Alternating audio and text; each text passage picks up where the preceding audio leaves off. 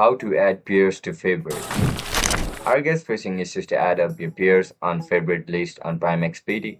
If that's so, then this video might help you out. Without further ado, let's dive into the video. First of all, open PrimeXBT on your mobile device. Once you open the app, log in into your account with your registered email and password. As soon as you get logged in, now just simply look at the top of your screen where you can see this three dot icon.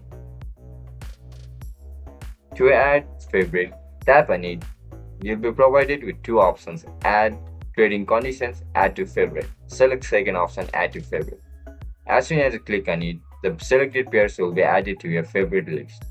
And if you don't know how to change currency pairs on PrimeXBT, then make sure to check out our guide on how to do it.